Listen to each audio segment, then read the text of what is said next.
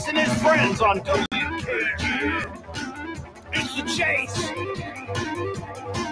It's the Scruffy City. Listen to his friends, and his friends are on WKGN.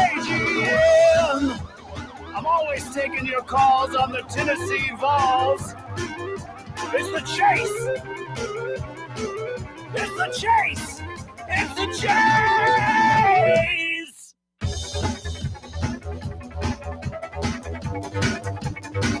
All right, the Chase is on East Tennessee. My name is Chase Thomas, joined alongside William Pattison of the Slate and Overtime here on a Friday, along with producer, intern extraordinaire Garrett Armbrust here as a trio on this gorgeous but very much scorching East Tennessee afternoon. That's only going to get hotter as this show continues on live from the White Claw Hard Seltzer Studios here in beautiful Knoxville. Doing well. Happy to be back on the mic and doing a little bit of everything back here today, Chase. Doing some production, doing some host or co-hosting, and doing it all. You're an MVP today, and I very much appreciate you being a team player here on Fridays with the Slate, with Overtime you got going here from 6 to 8. Monday through Friday, but I do appreciate you coming on here every week to kind of talk some Tennessee, because it's a big one today, William Pattison. Yeah, big one. We got a lot on deck. I'm happy to get into it. Yeah, we have a potential mystery guest that we'll still find out if they're going to be able to make it in, but there is one person that we can confirm will be on the Chase here on this Friday afternoon at the 2 o'clock hour. We will have head men's baseball coach Tony Vitello joining the Chase with William and Garrett here on this Friday edition. So make sure you're locked in at 2 o'clock if you're not already. Look out for Tony Vitello making his debut. Never talked to Tony to this point, so I'm excited to talk to him for the first time. And you know, we have a lot to talk about. Tennessee baseball there's not really an off season there for them. They're getting ready for next season's roster and this, that, and the other. So it will be really fun to pick his brain. And again, a mystery guest who we're working through. We might be able to get them on today. We might not. So I don't want to spoil it depending on if the schedule permits here. So either way, we've got a loaded show for you guys today right here on Fan Run Radio, Fox Sports Knoxville, 105.7 FM, 1340 AM, and always streaming for free on that Fan Run Radio app. You can also watch us. We're back on YouTube and X and Facebook this week. So if you want to watch the Chase, guess what? You can do so by jumping in on YouTube. If you look up Fan Run Radio, Fox Sports Knoxville, you'll find us, like I said, also streaming on X and Facebook all day long. So I appreciate you guys joining in today.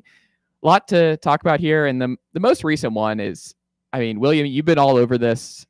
It's been really tough for me. It's been tough in the Thomas household. Sure. Explained to my wife yesterday that Boo Carter might not be on this team next week. Yeah. Like fall camp starts and Boo might not be there, because she's heard me just talk about Boo and how, where I stand on the offensive side of the ball. I've been leading the Merck Army all off season. Oh yeah, I'm a part of it too. I'm all in. We're on the Jake Merklinger train, but the other one has been Boo Carter, where I have maintained that I think he is arguably the most, outside of quarterback, I think he is the most important figure on this Tennessee team in 25, just because of all the different layers he could have permeated on this roster. And I'm saying past tense because we still, I mean, I don't know, depending on who you listen to, but everything you're reading and listening to, just it feels like it will be an upset if Boo Carter is on this team. I mean, you saw today, like the report in CBS Sports that I highly encourage folks to go check out, and the Omar Cooper part of it. And it's just every new development just doesn't feel good in terms of whether or not Boo Carter will be on this team in 25.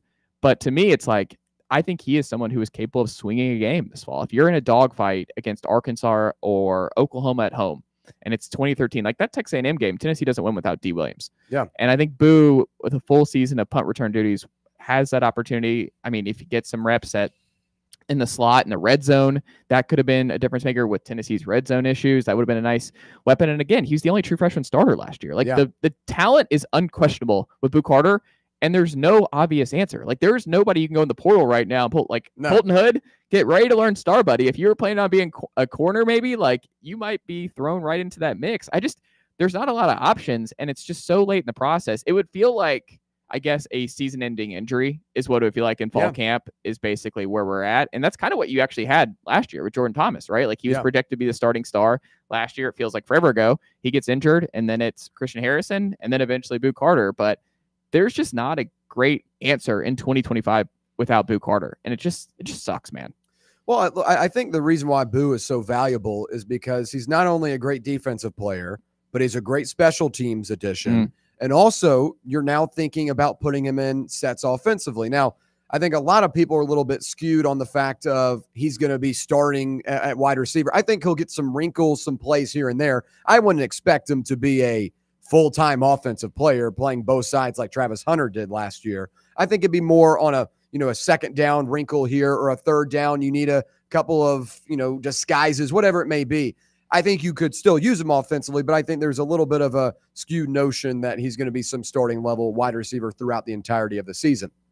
I will say this, from talking to people yesterday, I don't think it is 100% certain that Boo Carter is gone.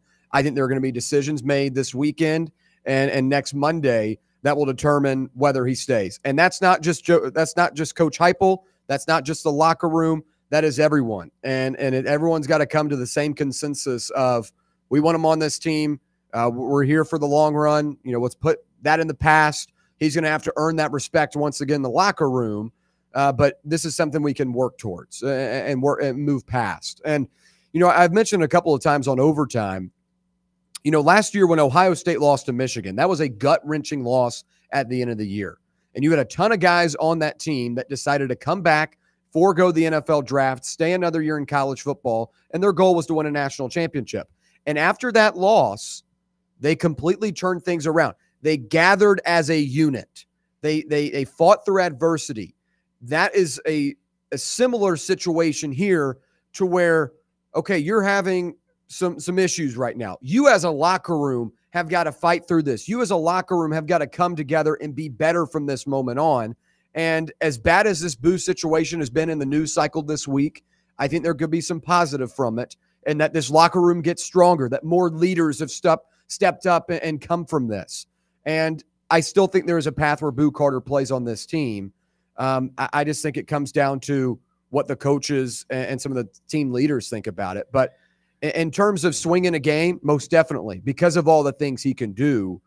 And even that Georgia game last year, we talked about it last time we were on here, or at least I was on here, that Georgia punt return. Yes. That Jalen McMurray did not block for. Yes. That could have very well swung that game. That'd have been a touchdown, and you would have been up by double digits. I mean, he was gone. Yeah. So it's those type of things where, like, having a player like that is that dynamic could totally swing a game in a game of inches in the SEC. What do you think, Garrett? No, I mean, I agree with everything that you submitted there. I mean, he's a guy that can play all three facets of the game: offense, defense, and special teams. And obviously on special teams, I mean, he's replaceable. I guess Peyton Lewis or somebody that's done kick returns could go in there and play the position there. And like you said, at the star position, you either have to have, someone step in, or you'd have to have someone like Colton Hood that is coming in to be a corner, learn the star position, which is kind of a mix of a lot of different things in the secondary. So my biggest fear is they keep him on the team, but then the coaches decide that maybe he's not going to get as many snaps as he was before. It's almost like a punishment. I could kind of see that being that they don't allow him to be the kind of leader on the secondary that was what we originally thought. So it's kind of, I would either say you got to put all your chips in and allow him to just do what he does, or you're just going to say, nah, man, sorry, you're going to have to not be a part of this team, and he's going to go do what he does elsewhere, wherever that may be. It's a ever-changing situation. Yeah.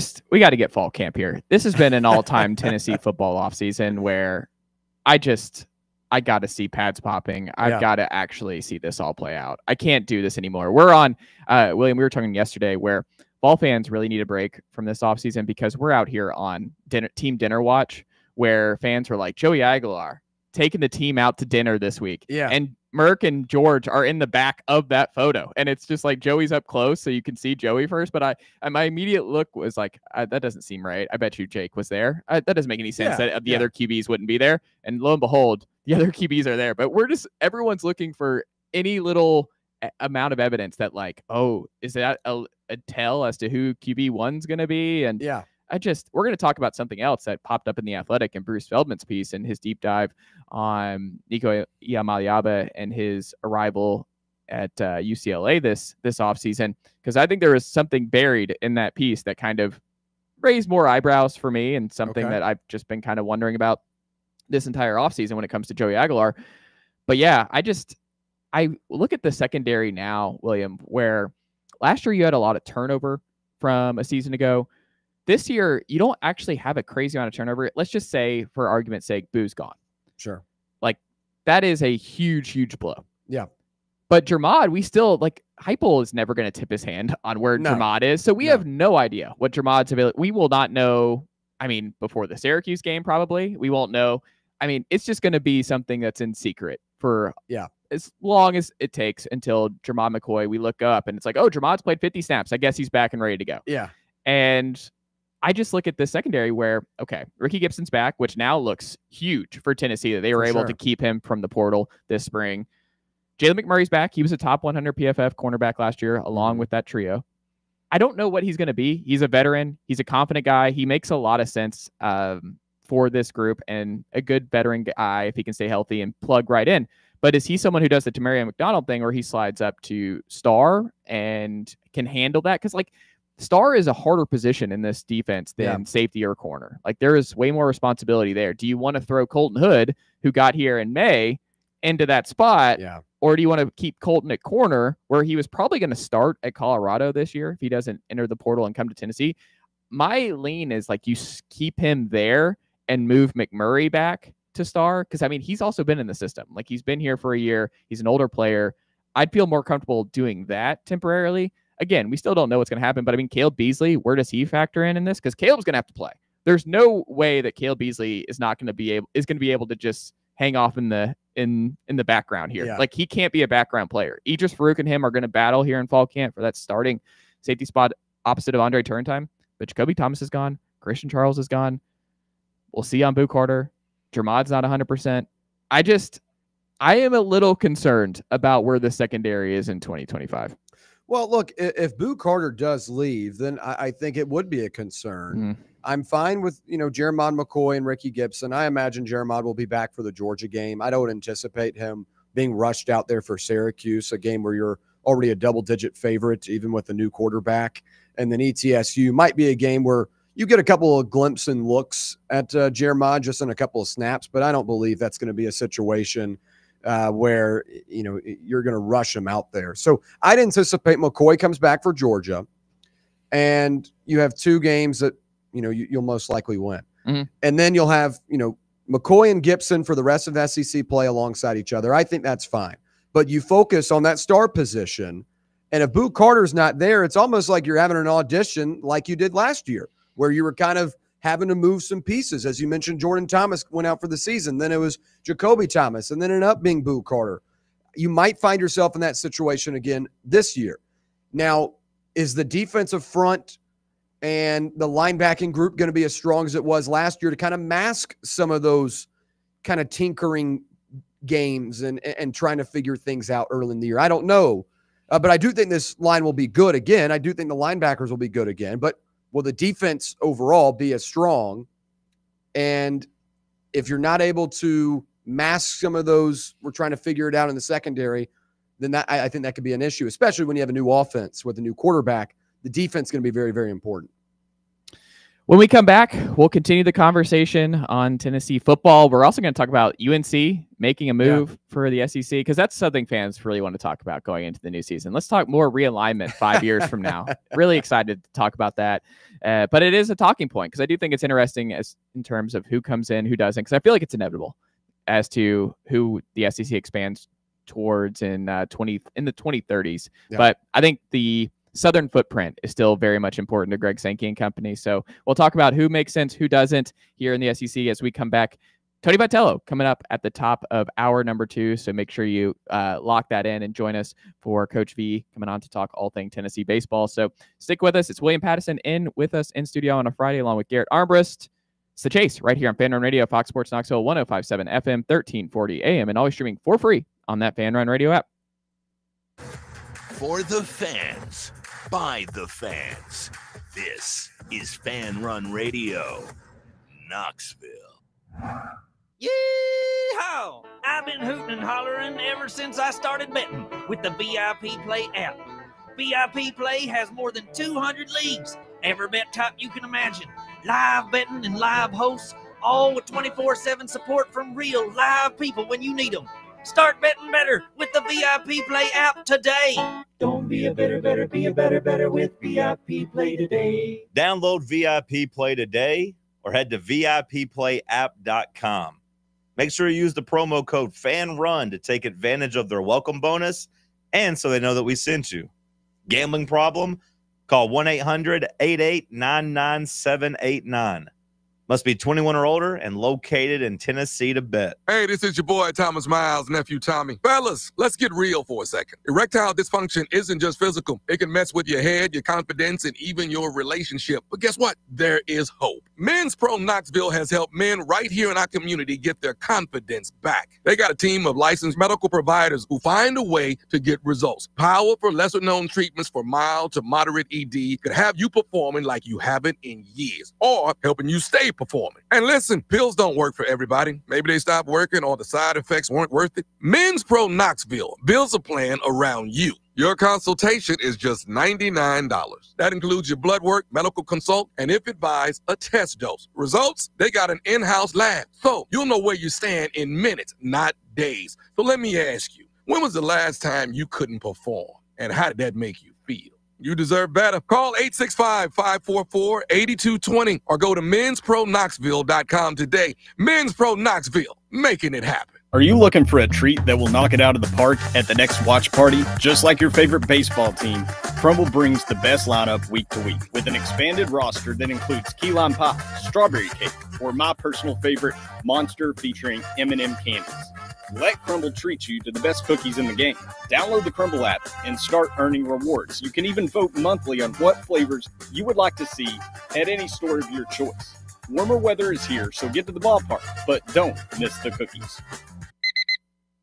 Airlines have just reduced their prices even more. Book 30 days in advance and save big. Want the absolute lowest prices on your airline tickets? Then call the Low Cost Airlines Travel Hotline right now for prices so low we can't publish them anywhere. The only way to access our low rates and save up to 70% is to call. Save hundreds on your vacation tickets by calling right now. You can fly anywhere in the world and pay discount prices on your airline tickets. Book a flight today to London, Paris, Madrid, or anywhere else you want to go and pay a lot less guaranteed. Call the International Travel Department right now at Low Cost Airlines. 800-631-1754. 800-631-1754. 800-631-1754. That's 800-631-1754.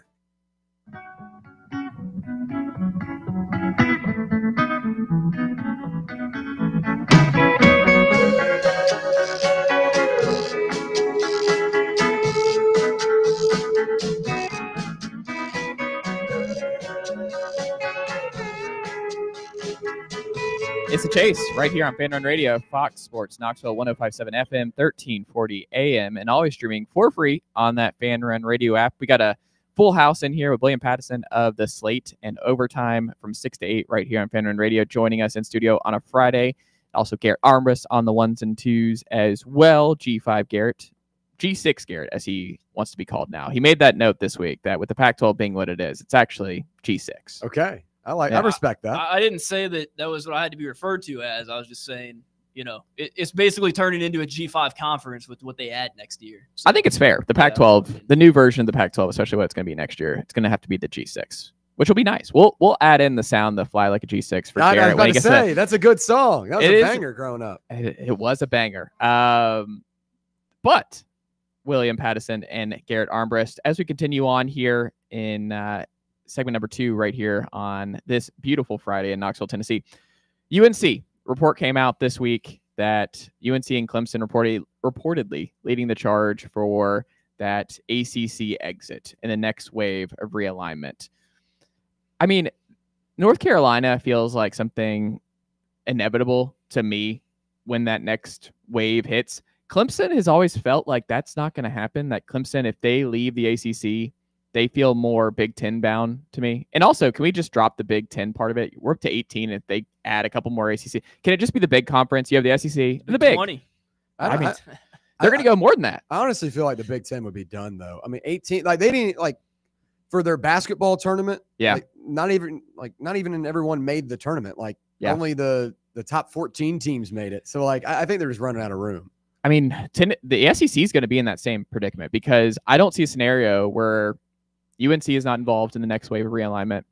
I don't think Florida State makes sense for the SEC either. I think they feel more Big Ten bound if they are able to get out in when the buyout goes down and the next wave of TV realignment. And who knows what the sport looks like 5 to 6 years from now. But you have to kind of start planning because everything that got renegotiated this summer for the ACC and now the pots of pie you get based on TV ratings and it's not all equal. Like everything has been set. Like the stage has been set for this to be the last go round of the big dogs, the Miamis, the Clemsons, I don't want to say UNC because it's different, like not in football, like UNC, I guess, qualifies.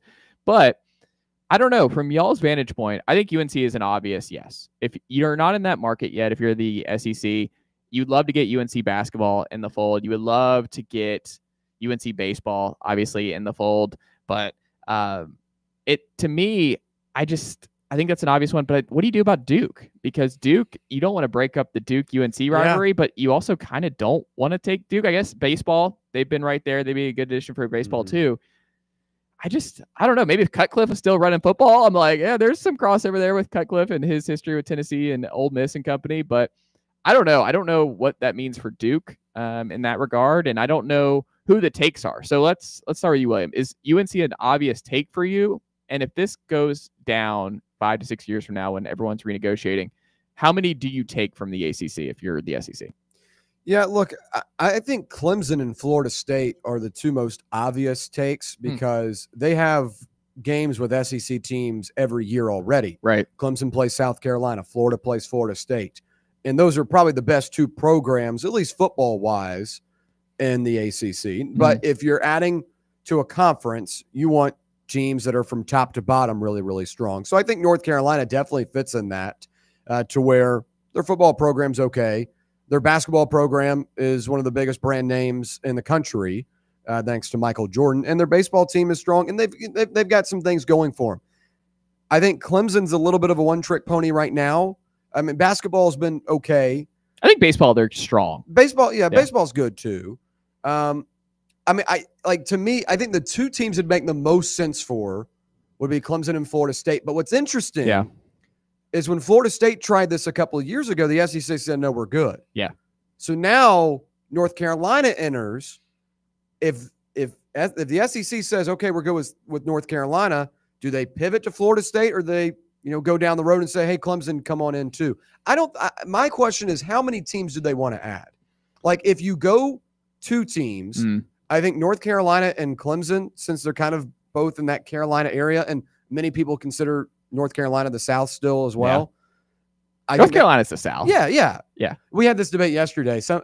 One of my producers, Tyler, was like, no, it's on the coast. And I was like, well, I mean, North Carolina's the South. Or, I mean, is there people out here saying North Carolina is not part of the South? Well, Tyler said it was this more, is a take. Tyler said it was more the coast than the South. Okay. Maryland, we can start having a conversation. We're like, consider once you get like Northern Virginia, you start getting like that's not the South, but like Virginia. Okay, you've seen some Virginia's close. From Northern Virginia, but what I'm saying is like I think like Southern Virginia, North Carolina, like that's still like I'd consider that the South. Yeah, and that's part of the pool too, because I think UNC, like I think about demographic or households that they're not in right now, the SEC, that makes geographic sense.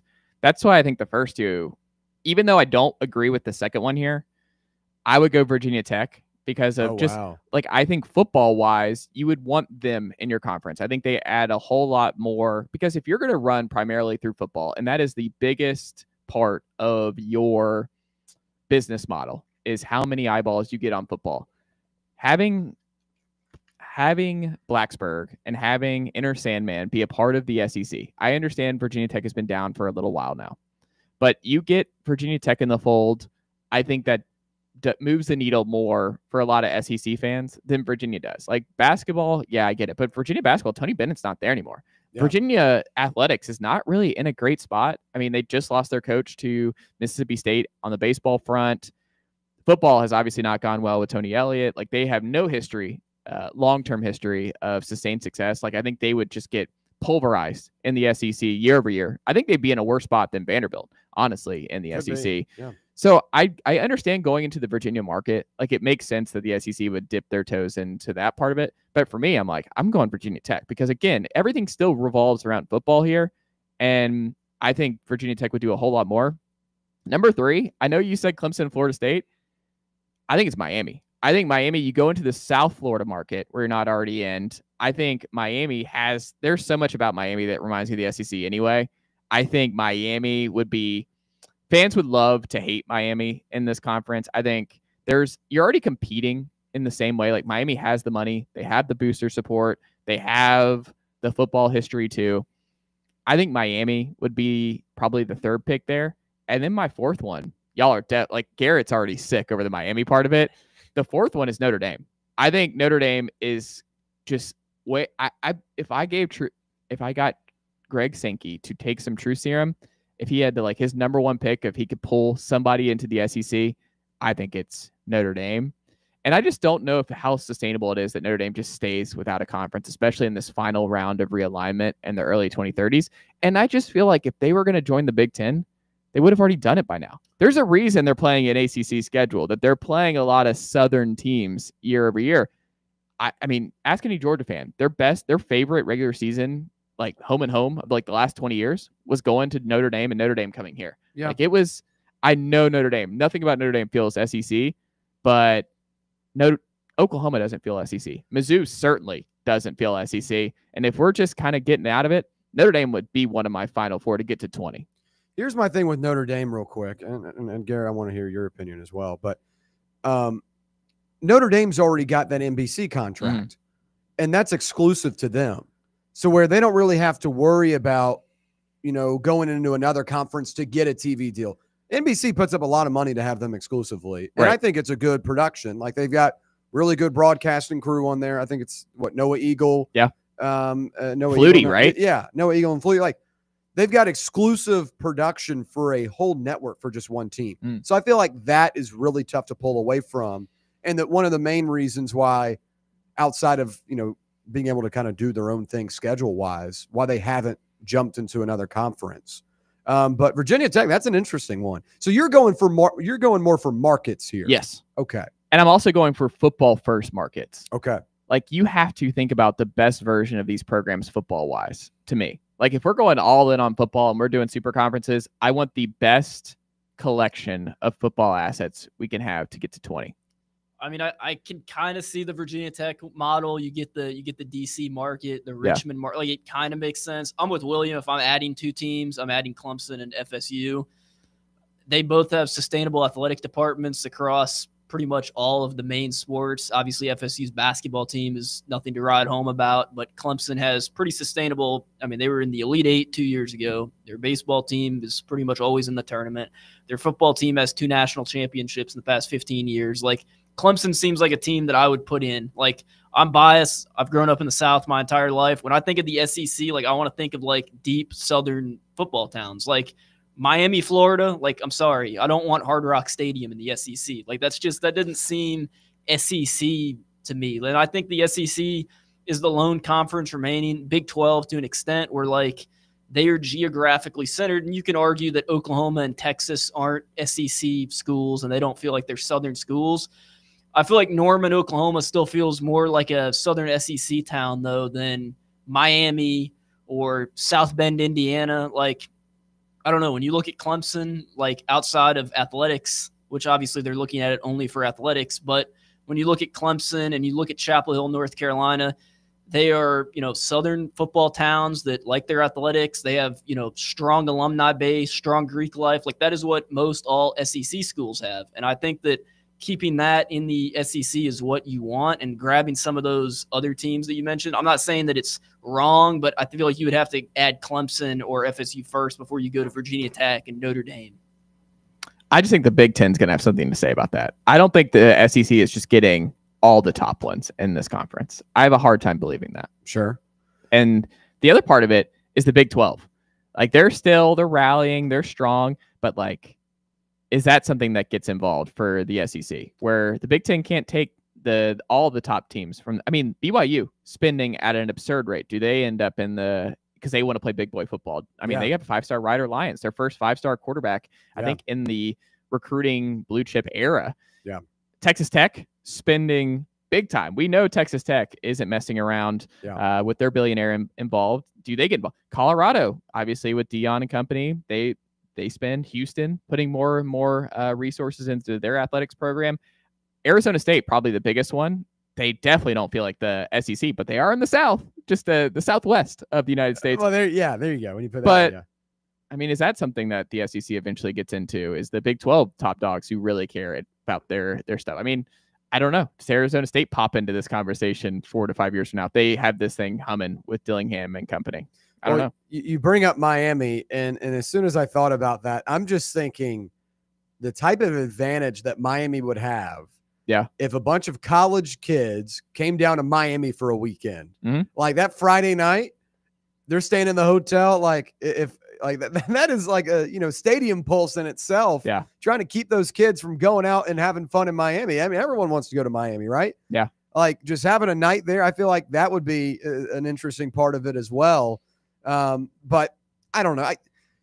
I feel like Florida State would be a little bit more SEC like than a Miami, because Miami's, and I get the market would be good. I mean, Miami's a great market. But is that a great football market? Is that a great passionate university market? But also, like, Florida probably doesn't care about Miami joining. Florida might not love Florida State joining. I feel like South Carolina definitely would not like Clemson joining. I don't know. I wonder how much you don't want to upset the big dogs in your conference, the long timers like the South Carolina's not a long timer. They joined early 90s. But yeah, I don't know. I don't know if they get that.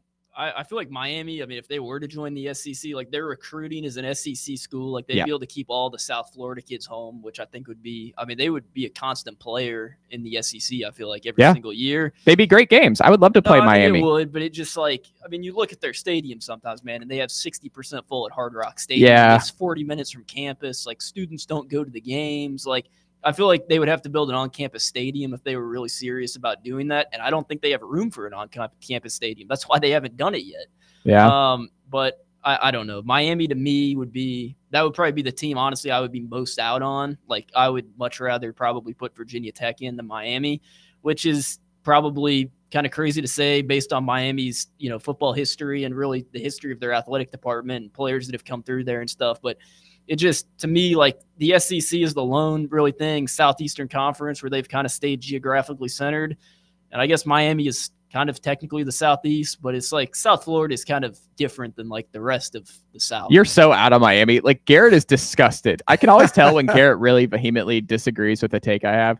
I can, like, he's trying to fight it, but like he can't hide it. He can't hide his disgust at the thought of Miami being a part of the SEC. It's just I don't know. I personally wouldn't like it, but oh, I know. Like, for all the folks on video, they don't see Garrett right now. We see William on, but Garrett's might have to switch the camera here. I know. Whenever like we need to flip it over when I have a take that Garrett does not like, because the body language terrible. Well, what about Georgia Tech? What if they joined? I mean, I would love Tech back an original SEC member. That'd be fun. Let's bring back Georgia Tech and Tulane and kick out. There we go. Kick out some some people that don't belong right now. Mississippi State maybe out. Or hey, Memphis. Sorry you couldn't get into the Big 12. Come on over to the SEC. University of the South. Memphis though in a Big 10. I mean, Memphis. If you're going to go down the Rutgers, we're getting the Rutgers market. We're getting the New York market with Rutgers, and you're like, if you're the Big 10, would you rather have Memphis and their capital that they're collecting here and more resources, and bring in Memphis, or would you for the Big 10 and then or Purdue? Like, how much is Purdue really helping the Big Probably 10 right now? And I mean, Memphis is kind of close to a lot of schools in the Big 10 right now. I mean, I don't know. Basketball wise, I think the Big 10 is continually getting more and more aggressive in the basketball front. Like, Memphis would make sense. Let's just go bring back Swanee, an original member. Swanee. Do they still have football? Yeah, they do. They're Division III. The school that I went to before this, when I played college golf, we played them like in sports. Yeah. Because they were like in the conference that was like close to us. They have like 700 students. When you beat them, were you chanting SEC? Or no? I don't think so. No. But they do they actually have a pretty strong, like a lot of kids from like all over the country go there. Like they have like their Greek life there is like top in the country. Huh. And they have like 900 kids. Where is it? It's like north of Chattanooga. Okay. Yeah, it's a very small school, but yeah. There you go. When we come back, we'll check in with our Grizzlies guy, William Pattison, to talk about Scottie Pippen Jr. and his next season with the Memphis Grizzlies. How did he fare this past year? Where does he have to get better? We'll talk about whether or not Memphis versus Tennessee in football in the new Nashville Stadium would move the needle for William and Garrett and all our listeners. So if you want to jump in this conversation, 865-966-3435, you can call and text us there.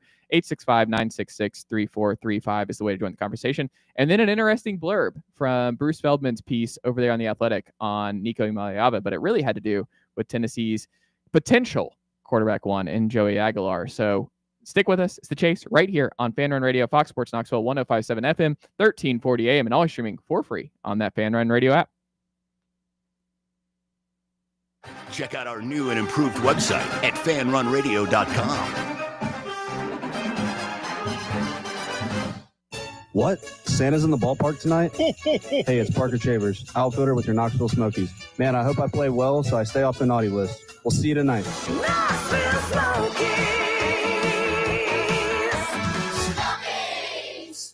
Hey, Knoxville. Surfside iced tea and vodka, made with real brewed tea, is only 100 calories, 2 grams of sugar, with no bubbles and no troubles. That's right, zero carbonation, so it's easy to sip and enjoy. Headed to a game day or party at a friend's house? Bring an iced tea or lemonade variety pack from Surfside, or try their green tea and new raspberry tea vodka. Find the can with the sunset stripes this season. Surfside iced tea and vodka, sold at bars, restaurants, and stores near you. Surfside iced tea and vodka, sunshine in a can. Must be 21 or older. Enjoy responsibly. Rickard Ridge Barbecue, located in beautiful Cove Lake State Park. Rickard Ridge is home of the best ribs in the Volunteer State. Smoked daily by Pitmaster Mark Rickard. The barbecue at Rickard Ridge is mouth-watering, fall-off-the-bone delicious. Take the scenic drive up I-75 to exit 134. For directions and to look at the rest of the menu, visit Rickard Ridge online at rickardridgebbq.com. A brand built in Tennessee and born from the love of the game. Inward Half revolutionizes golfing comfort. Crafted by a former pro and dedicated enthusiast just like you, our luxury performance wear guarantees you stay cool and comfortable through every swing and every day. We're not just a brand. We've set out to create a lifestyle for those who understand that impeccable style and premium performance are a hole-in-one. Enjoy the walk-in with Inward Half. Located in Knoxville's historic Old City, Barley's offers great food, live music, the best draft beer selection in town, and now your new favorite place to watch sports. Their indoor projector is perfect for any weather, and they've revamped their upstairs area with more TVs to take in all of the action. Their menu features hand-battered chicken tenders, juicy burgers, fresh salads, and the tastiest pizza in Knoxville. You can enjoy their happy hour drink specials daily from open until 6 p.m. Barley's Tap Room and Pizzeria. Is your smile ready for the spotlight? Hi, I'm Dr. Jacob Wilco, and at Knoxville Smiles, we make every visit a reason to smile. From routine cleanings to dazzling cosmetic treatments, our experienced team uses the latest technology to keep your teeth healthy and your smile bright. With a warm, welcoming atmosphere and personalized care, we're here to make sure you leave feeling your best. Don't wait. Your perfect smile is just a call away. Book your appointment today at 865-539-1776 or online at knoxvillesmiles.com. Smile brighter with Knoxville Smiles.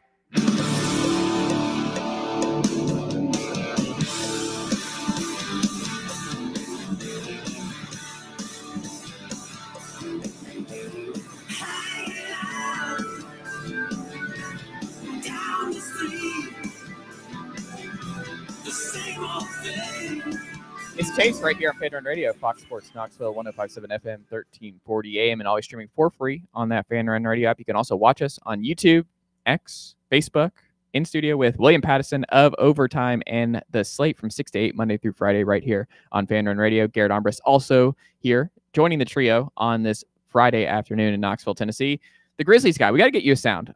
That's something on my to-do list. We got G6 Garrett getting sound effects for when we go to his segment each day. We got to get the Grizzlies guy segment. I don't know. I'm trying to think of like a 3-6 Mafia instrumental we can do here for you, but we got to figure out something for our Grizzlies guy here. I like that. I like some 3-6. There's some good samples too, like some North Memphis, South Memphis, West Memphis. You know what I'm talking about? Yes. Yeah. No, I don't. But you don't? I'm going around. I'm going along with it. Okay. I believe you. Yeah. Yeah. Well, I would love one. We can workshop it. We can workshop it. We got time. We got time to workshop it. But it's I'm glad that we're able to continue talking here for the local NBA team over there in the western part of the state. So Scottie Pippen Jr. obviously played at Vanderbilt for multiple years, and he has found his role. He's found his niche, I guess is the best way to describe it, as a combo guard in the NBA. He's figured out how to be a solid NBA role player in Memphis.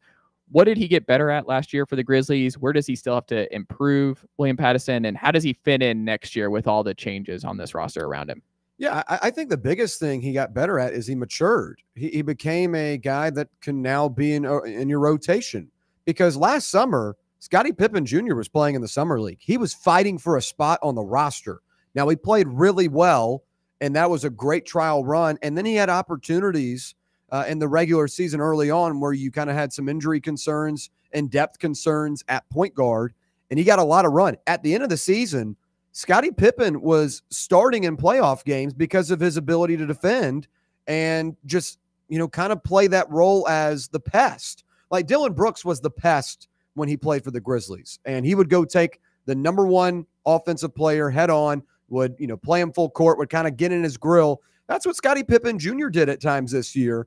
And I thought one of his best games of the season, even though it was a loss for the Grizzlies, was the play-in game against the Warriors. Now, he's going up against Steph Curry. Not everything's going to be perfect, but he did a really good job of just hounding Curry the whole night. So what he gives you defensively is a high motor and a guy that can stay in front of you, and also has got some good hand-eye coordination to pop the ball loose.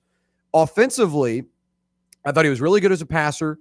I thought he was really good around the rim as well, kind of a couple of nice floaters that he worked on throughout the season. He's kind of a underrated, do-it-all, undersized point guard. If he were a little bit bigger, I think we'd be having different conversations about him.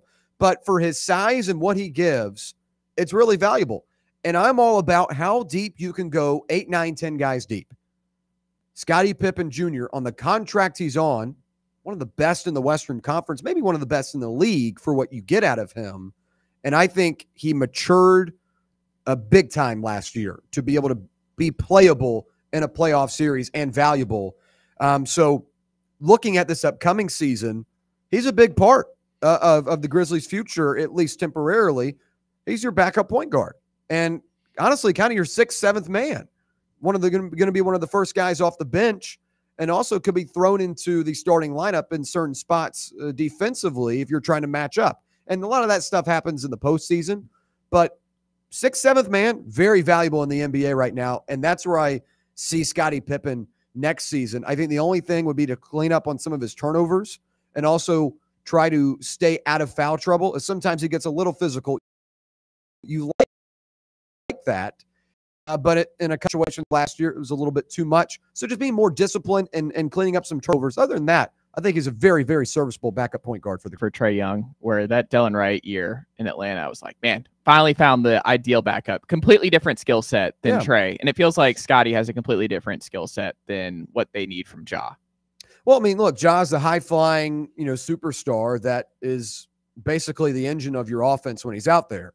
Scottie Pippen is not a guy that is the first guy you want taking a shot down the court, but a guy that can set up your offense and get you into sets and also create points off of turnovers by playing really good defensively and getting out in transition. So I think it's valuable to have a point guard that can play a different role than your starter, because you get a little bit of something different each time someone's on the court. So I like Scottie Pippen Jr. a lot, especially when you've got 2 max players on your roster. You've got to find guys on kind of cheaper deals that can be as productive as some guys making a little bit more money. And I think Scottie Pippen is that. Sticking with the Memphis side of things here, fellas.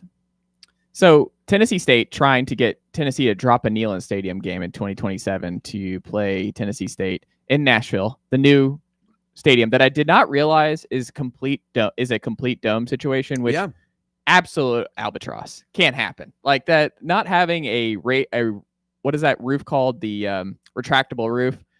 What are we doing? You're in the South. The elements are never going to be that big of a problem in Nashville. Retractable roof. is the way to go, because at least you can, for every site, I think retractable roof is how you want to do it, because if you have the opportunity to do it outside and the elements are nice, then you open it up. If it's not, you can close it, that sort of thing. Like, I understand both sides. I mean, when the Falcons, I love the Dome, but it always felt kind of silly to me that the Atlanta Falcons were playing in the Georgia Dome and it was covered and this, that, and the other. It didn't end up mattering. They went to a Super Bowl in '98 with their Dome Stadium, but they also went to another Dome Stadium in Minnesota to get there and advance in '98. But I do look at, I understand the potential value, right? Like, if you want to play in the new stadium, there's a lot of Titans fans here in Knoxville, Tennessee, that would love to have an excuse, to go over, visit the new stadium. I mean, it was, William, I think you and I talked about it a couple weeks ago, where that Virginia game, everyone was roasting. Woo! It wasn't a good game. Tennessee blows out the Cavs. It was hot, and it wasn't a close game. I just don't think a lot of ball fans, outside the ones who are local to Nashville, are making that trip to Nashville, even with the new stadium, to play Tennessee State, a team that they should beat 63-6. However, the game that we all talk about, that every Tennessee fan still has a take on, is the game that never was in 2021 in Bridgestone Arena. A neutral site game between Memphis and Tennessee on the basketball hardwood. If you were to tell me that was how you open up 2027, is Tennessee, Memphis. Memphis quietly has won 21 games the last 2 years. Like, Ryan Silverfield has that thing humming. I would do that. Like, that actually moves the needle for me. Going to Nashville, new stadium, Memphis versus Tennessee. Now, if that's where you want to go down, you want to do an in-state, like, keep things in state, because I think that's what a lot of folks, and it's a noble aspiration by a lot of fans, that they're like, I want to keep, if we're going to dole out these big time, payouts, we want to do it to teams in state. So, like, Tennessee State playing ETSU this year, like Austin P 2 years ago. You're throwing a bone to the in-state schools to make sure they're getting their checks and that sort of thing. So if you have an opportunity to play a small G5 school or an FCS school, keep it local. It's just like shop local here. It's the same kind of deal. Yeah. But I think with Memphis, that moves the needle. That's the one, if you're trying to find an in-state game and you want to play it in the new Nissan Stadium, I think it's Memphis for me. Do you agree? Yeah, I think that'd be a really cool way to kick off the season if you try to do that. And Nissan Stadium obviously is going to be much nicer than the current Nissan Stadium, which I think is one of the worst venues I've ever watched a sporting event in, period. But, Memphis is a reputable football program right now. Ryan Silverfield's done a great job.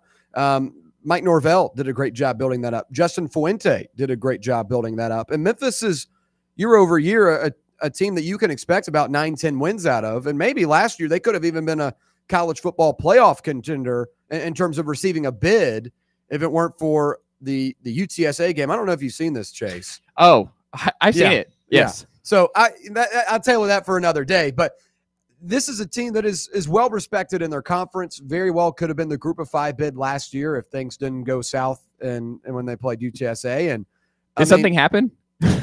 It's one of the craziest college football stories ever. My friend Sam Shoemaker is the one that's been breaking. Yeah, it's awesome. And I do think that would spark a lot of energy from Knoxville and Memphis. I think that'd be a great crowd. People from Knoxville would travel for that. People that might not even be in Tennessee would travel for a game like that in a brand new stadium up against Memphis State, a rivalry that goes back so far. Yeah, I think that'd be really cool. And you don't even have to involve Rick Barnes or Penny Hardaway in it. We'll still get Tennessee and Memphis, but we don't have to worry about the coaching dynamic in the basketball court.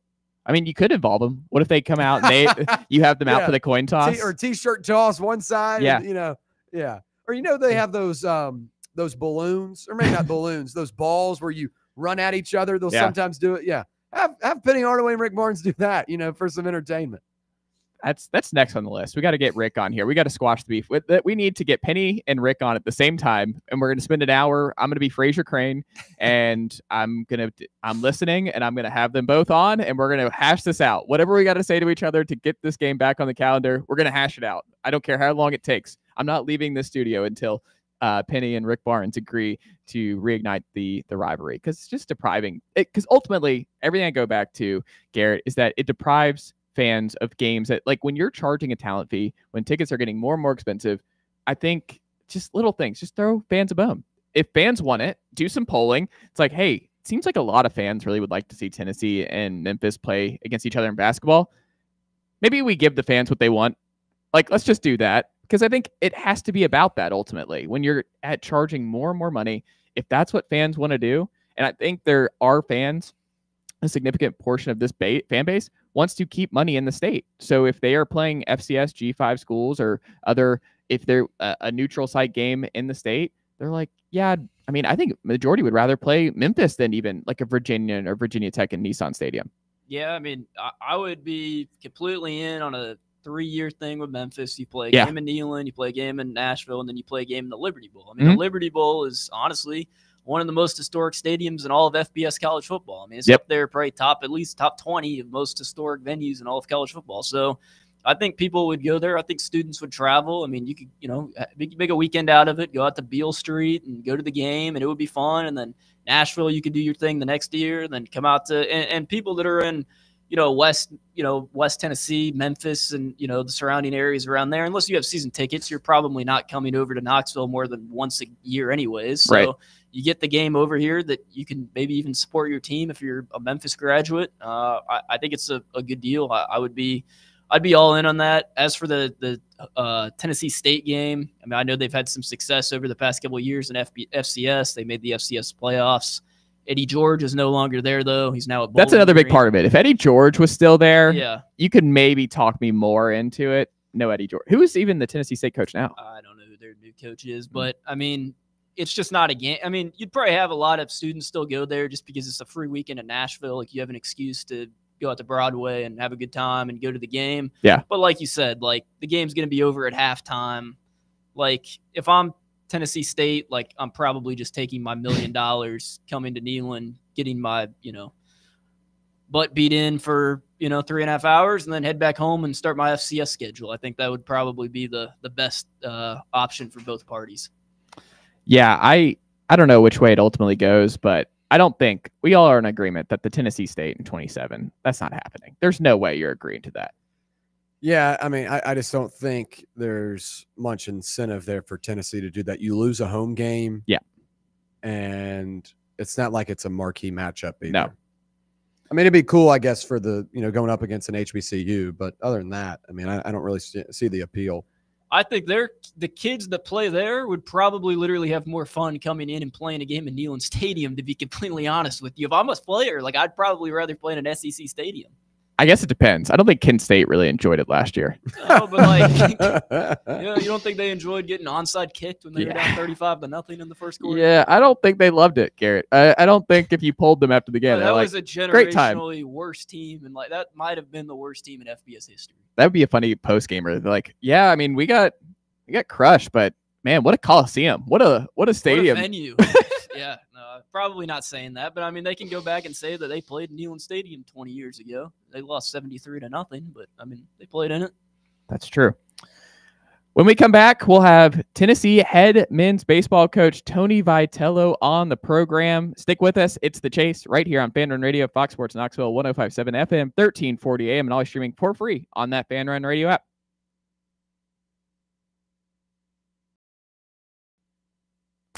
Follow us on Twitter or X, whatever they're calling it these days, at Fox Sports Knox. Fox Sports Knoxville. Fan Run Radio. Ready to launch your career? Axle Logistics is a leading third-party logistics company where excellence is an energy. With an award-winning culture, Axle proves that positive outcomes come from a positive environment and a work hard, play hard mentality. At Axle, the drive for success is infectious. And with an uncapped commission structure, hard work isn't just noticed, it's rewarded. For those with big goals and even bigger dreams, Axle Logistics is the place to start your career. Sick of Googling the best bets for tonight and coming up short? Tap into the slate presented by VIP Play, East Tennessee's only on-air gambling show. I'm William Pattison, and every weekday from 6 to 7 p.m. Eastern, I'm giving you sharp analysis, trends, and picks for college football, the NFL, NBA, MLB, and more. If it's on the books, we've got you covered. It's the slate presented by VIP Play, weekdays at 6 on Fan Run Radio. Every 40 seconds, a child goes missing somewhere in the U.S. You can help in the effort to find missing kids simply by donating your car or boat to Find the Children, a nonprofit organization dedicated to returning missing children to their families. Find the Children works closely with national and community agencies and organizations and helps distribute flyers and posters that are directly responsible for recovering missing kids. Your car or boat donation helps protect and recover children in every state and community by sponsoring child safety and recovery programs. For fast, free pickup, call anytime, 24 hours a day, 7 days a week. Running or not, your car, truck, van, RV, or boat will be towed away free of charge. Fast, free pickup, plus it's tax deductible. Everyone wins when you donate your car or boat to Find the Children. Call right now. 800-466-8813. 800-466-8813. That's 800-466-8813. Blackford Veterinary Surgery Referral specializes in surgeries not regularly performed by your pet's general veterinarian. They're currently accepting referrals from vets all across the country. With their newly renovated state-of-the-art surgery center and highly trained staff, clients can rely on professional and thorough care. If your vet says that your pet needs surgery or rehab, ask for a referral to Blackford Vet and let them get your best friend back on its feet. Located conveniently in West Knoxville. For more information, visit blackfordvetsurgery.com. eBay Motors is here for the ride. Go ahead, feel your engine.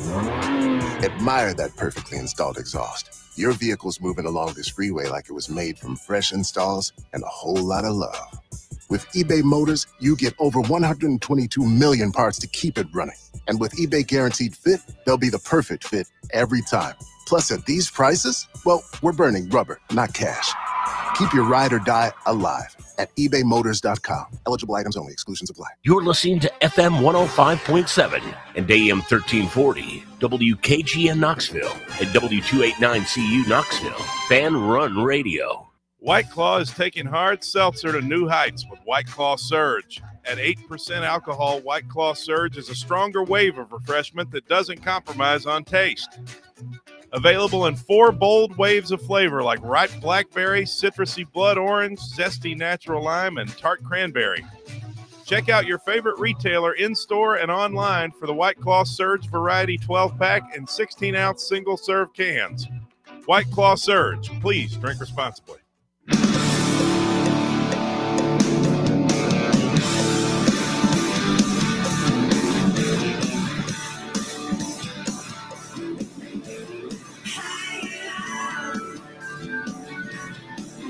Chase right here on Fan Run Radio, Fox Sports Knoxville, 105.7 FM, 1340 AM, and always streaming for free on that Fan Run Radio app. On the line right now for the first time ever, right here on the Chase, it's national champion Tony Vitello, head coach of the Tennessee Volunteers. Tony, good afternoon, sir. How are you? Good afternoon to you all. Doing well. Sweating it out down here in Atlanta. We got a lot of talent floating around, so just doing some watching. There you go. I mean, you with the heat wave coming through. I mean, how are you managing? Are you a big water guy? Are you a big electrolyte guy? Are we making sure we're packed with the Gatorades? How are you staying cool in the heat? Well, I just had a buddy deliver me a little Starbucks. I had to make sure I was still awake and paying attention because it's been a lot of traveling. But no, normally just some water. Really, whatever you can do. A lot of visits to Quick Trip. Is Buc-ee's if you got more time. But if you're recruiting in between games, Quick Trip is a little easier to get in and out of. So, but yeah, whatever you got to do to survive the summer grind. I'm not complaining because this is a pretty blessed job that I have, but it's funny. A lot of people think the summer rolls around and you go on vacation or things die down, and June and July are actually our busiest 2 months. I mean, especially now, right? With the just where things are and the roster crunch and just the MLB draft and just how much has been going and just so much change. That just feels like the defining characteristic of this offseason college baseball is just an avalanche of change really quickly. Yeah, and it's what's frustrating is there's not a lot of transparency, or I guess better said is there's just a lot of gray areas. What can you do? What are you going to be able to do? And then one person will tweet something out that, you know, they want clicks, so they make it seem profound. But the bottom line is there's been a lot of back and forth with stuff, and not everyone has the exact answers. And then you throw in the fact our draft date is way too late in the summer. It just kind of makes you feel like, you know, I don't know, things were better when I first started doing this. But, when the actual season starts, you talk about the media coverage and the fan bases and the talent that's on the field, the coaching.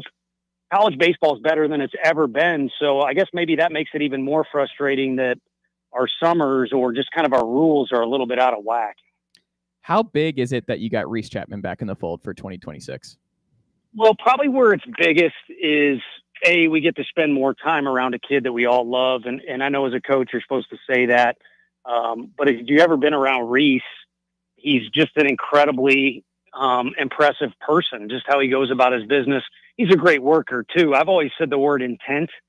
Who's the hardest worker is a hard thing to judge, but he works with the most intent of any of our players at what he's trying to do. So all those things are great. Excited to hang around him. But probably where it's biggest is if you look at next year's roster, there's not that big brother factor that we really had in 24. We've had in other years. Last year we had with Ensley. You would have liked to have had with a few more guys in last year's team, but without Reese, it would have been almost a brand new roster and really a bunch of sophomores that you're looking to lead your team. So there's a real sense, I think, of Reese and Arv and a few other older guys, like they'll be able to lead our guys.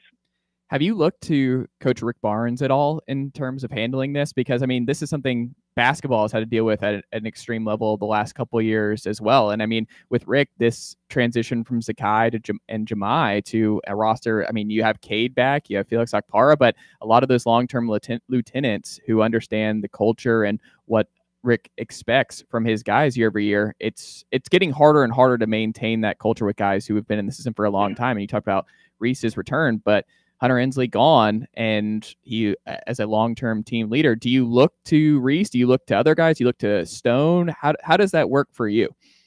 Yeah, no, I think you definitely look to Stone. He's earned that right. He'll be in his third year, but it's almost kind of like his fourth year based on his accelerated workload. He's always working his butt off, and he's everybody's favorite. I've said that a million times. So, but again, some of those sophomores, they're going to have to step up a little bit, and I think some of them, like Jay Abernathy, are eager to do so. Levi Clark is in that category too. But, in college sports, anybody can lead. I don't think you have very many Peyton Mannings or anything like that. And the days of you having a roster like Coach Barnes had when he had Admiral and those guys, I'd go to those games. And Rick, I definitely think every college basketball coach that truly knows the game, a lot of them will say he's the best coach in the country.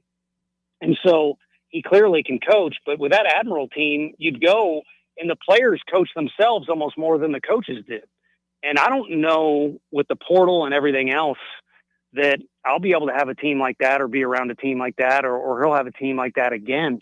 So I think you got to make every guy on the team eligible to lead, even if it's a freshman. Like Dean Curley starts every day as a freshman for us in 24. He was a leader to some extent. Coach Vitello, we appreciate you coming on. You talk about, leadership and new additions to a roster. When you're recruiting these guys, are those, what kind of characteristics are you looking at when you're meeting with them and stuff like that you think could possibly parlay into being a leader on that roster? I think you're looking at, like there's so many games going on right now. You got to take quick snapshots of guys' movements and kind of how their delivery works or their swing works or just how they move on the field. But also what you can kind of take quick snapshots of is how do they interact with their teammates when they come on and off the field, or somebody gets a hit or a coach has something to say to them or a bad call from the umpire. And then walking around these facilities, because basketball is like this too. Coach Barnes has gone to this facility, Lake Point. I'm staring at it. They've got a big gym. They've got all these fields.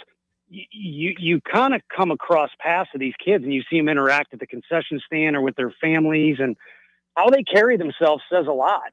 And I don't know that I got the conviction that Bob Knight does. I know Bob Knight did an in-home visit and a kid was rude to his mom and he got up and left. We all want talent, and I'll be honest, sometimes you make concessions. But if you're going to make concessions on how a kid acts around other people, especially his teammates, he better be an elite athlete. And in the back of your mind, you're saying we can help this guy develop as a person. But yeah, kind of movements and then presence. Those are the two big words for what it's worth to the average listener. when you come to a facility like this, what you're kind of looking at.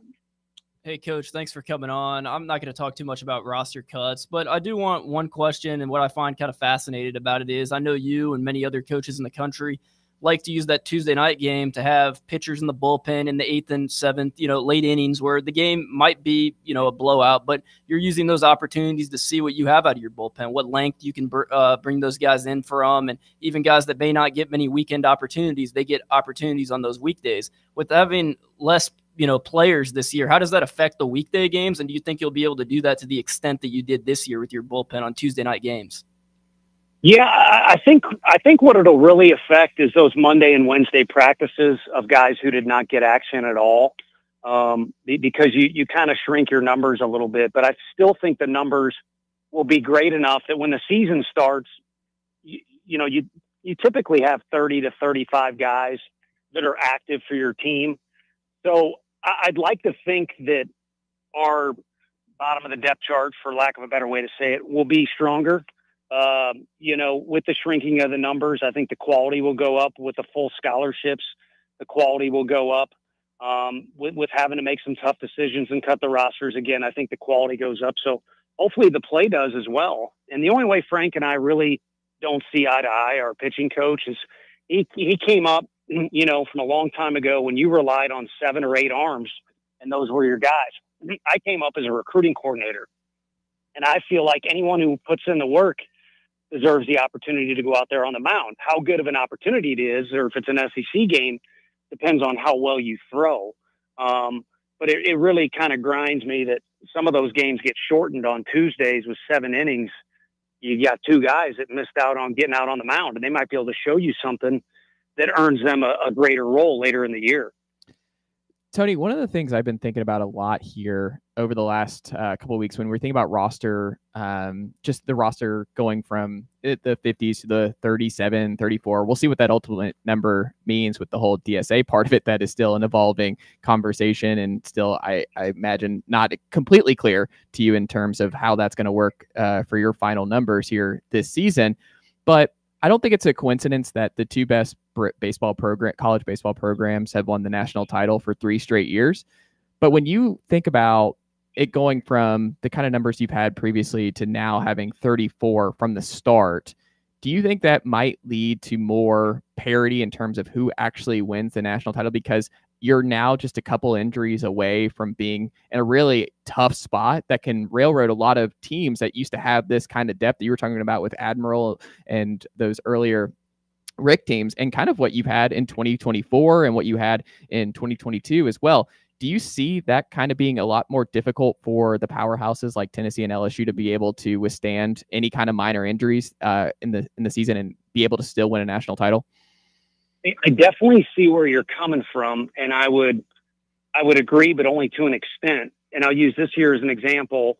Everybody felt like Arkansas LSU meeting game 1 in Omaha was frustrating because those 2 should maybe meet in the final. And of course, we're all SEC fans and we're all overly confident in our league, sometimes for good reason. But I think it would just be next team up. So, God forbid Arkansas loses a couple guys in the super regional to injury against us. They beat us in advance. It's next team up, or you could flip it to the other team. So I think there's a core group of teams that are going to be front runners each year. And our sport has more variability than basketball. But if you point to basketball in this transfer portal and NIL era, which we're still in, regardless of how big your roster is, you saw 4 number 1 seeds in the Final Four of what is March Madness. There wasn't as much madness as there usually is. Right. And in our sport, I do think there's more variability. So you are going to have teams like Murray State slide into Omaha, or some upsets and regionals and things like that, or one pitcher dominates. But I think once you get to who actually gets to hoist that trophy, it's going to be more than likely one of the better teams from the ACC or a team from the SEC. So you have kind of a smaller number of teams that you would maybe see as eligible. You lose one of those, I think it's next man up. And I don't really know how to balance out the transfer portal or the NIL, but it's almost kind of getting to be professional sports. I know people have already said that, but the way I mean it is nowadays in the NBA, MLB, NFL, if you're not all in with your finances, especially baseball and basketball. You don't have a chance of winning the title. You could have one good player, but if you're not going out signing free agents, or you don't have a high payroll in Major League Baseball, for instance, you don't really have a chance at hoisting that trophy at the end of the day. Absolutely. One of the things I'm also really curious about, you played a lot of freshmen last year, Tony, and you have super talented guys like Levi Clark and Manny Marin and Jay Abernathy, and a lot of guys who figure Chris Newstrom. I'm a big Chris Newstrom guy and excited to see what it looks like for him in year 2. But how do you prepare them because of how, I don't want to say wonky, but how different the early part of a college baseball schedule is for your guys, where you get tested early on with that early tournament where you might play at Oklahoma State or a TCU or an Arizona or something in a tournament in Global Life Field and that sort of thing. But there is still an SEC gauntlet awaiting these guys who are super talented, top 100 guys who've just thrived for years and years. You're like, hey, there is an SEC grind, and there's going to be a wall that you hit, that Levi Clark hit for a little bit, but then he bounces back and he finds his footing, and he's an everyday starter for you down the stretch. Manny Marin having to learn with that as well. How do you prepare them for this unexpected transition from, hey, we've been mashing and succeeding at an elite level for a long time, but it's just different once you get into conference play, and you just have to go through it. Yeah, I think, it sounds like you're conceding, but I think how you finish the statement, you just have to go through it, is a big thing, because the more you feed the beast by calling attention to it, the more maybe you spur up the idea that it's different baseball. And it's not. It's just, it is a higher level of scouting, fan participation, coaching, and then relentless talent. Instead of seeing a really good arm, from Rice, and then maybe you get in the bullpen and it's maybe a little bit of a fall off. It's just arm after arm after arm if you're a hitter, and the scouting report's really good. So a guy like Levi needs to then readjust to the whole deal. So I think it's a really tough one. And for freshmen, the best way to prepare yourself is to take every advantage of every opportunity and recognize somewhere along the line you faced SEC caliber competition. So when it comes, it's just baseball. It's kind of like Gene Hackman showing his guys in Hoosiers, the basketball court, even though it's a huge arena that the team in Hoosiers made it to, it's still the same measurements to where the hoop is and the free throw line and all that stuff. We'll get you out on this, Tony.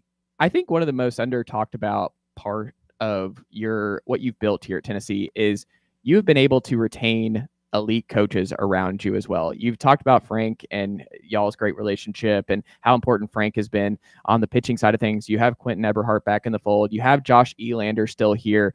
How important has it been for you? And then going into another year of a bunch of transition in terms of roster changes, this sort of thing, that you have your guys that you've been able to build with and rely on year over year to still have them in the fold with you in the foxhole.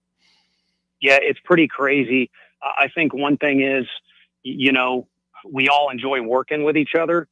But if you look at the administration changes we've gone through, John Curry hired us and decided to wipe the entire slate clean, which there was great baseball people working at our place. But I think it's a really tough deal when you're forced to inherit or keep people, because it doesn't set the chemistry off on the right foot. And John allowed us to take our time, and we went way slow on some of those positions because we wanted to take our time, and we knew how valuable development was going to be at our place, where we were a last place type program. And then Coach Fulmer comes in, and he was the first one to have a feel good about what we were doing. And he bumped up our contract and allowed us to compensate those guys in a way, that made them feel appreciated. And then to the nth degree, Danny White, when he came in, everyone knows he runs a tight ship as it relates to finances and where people sit and how much, and he's smart. He's really good at it. And what that's allowed us to do with his generosity, and Chancellor Plowman's had a lot to do with it, is keep everybody here and make it a destination job rather than this deal. When I first got hired, I talked to a buddy who got hired at another SEC school, and he said, let's both do well at our jobs and go get a better one. And it kind of took me off guard a little bit, because we have all the ingredients at our place to be one of the best programs in the country. And I appreciate you lumping us in with LSU and maybe even Arkansas, but we haven't done it for as long as those guys have. So I think everybody's pretty bitter in our building, and we want to prove that we belong in that type of group. And the fact that Danny has done what he's done with basically compensation, the stadium, the way he's made everybody feel like this is truly a destination spot. It relieves any conversations of what else is out there or who's doing this, or we just focus on who we are. And like I said, right now, if you're looking for a theme, we got a lot of people that are unhappy. Last year was a great year. The draft really was an exclamation point for it being a good year. I think the most guys ever in a day one draft, but we all want better, just like the fans do. So all we can do is work hard towards it, and then hopefully we prove it. Tony Vitello, head men's baseball coach at Tennessee. Thank you so much for making the time. I know it's a crazy time for you, and I appreciate you slicing out part of your day for the Chase right here on Fox Sports Knoxville. We'll have to check back in again soon. Yeah, please do, guys. I appreciate you, and have a good day. Enjoy that air conditioning. Thanks, Tony. Stay cool, Tony.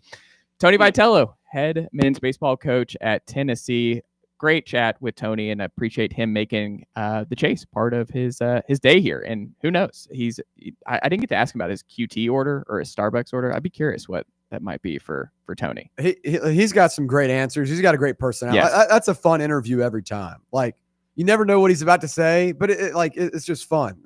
Really enjoyed having him on. I love it. So I appreciate Tony for making the time here on this Friday. When we come back, we'll talk about year two for Lance Hurd in the program as we continue our year two Friday Lowdown series. So we'll look into what the starting left tackle for Tennessee in 2025 has in store for him and the Volunteers offensive line in 2025 with William Pattison and Garrett Armbrust in studio with us. It's the Chase right here on Fan Run Radio, Fox Sports Knoxville, 105.7 FM, 1340 AM, and always streaming for free on that Fan Run Radio app. For the fans, by the fans, this is Fan Run Radio, Knoxville. Citizens National Bank. You want a bank that lets you bank when and where you want to.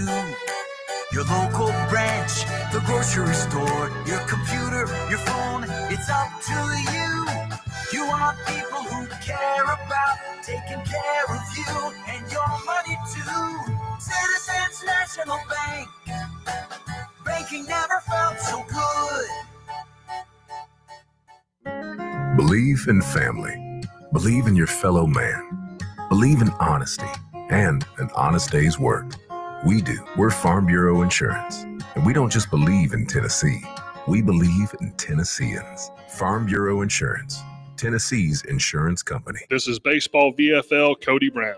Farm Bureau Insurance is the official insurance for Tennesseans. Believe in me for all of your insurance needs. Give me a call at 865-992-3871.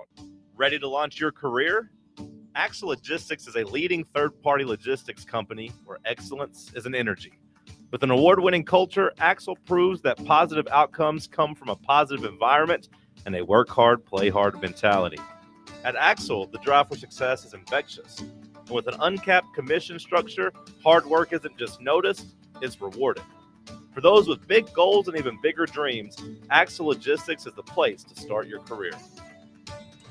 Barley's has live music on weekends, general team trivia on Wednesday nights at 8 p.m., and now live sports trivia courtesy of the Knoxville Trivia Guys every Thursday night upstairs.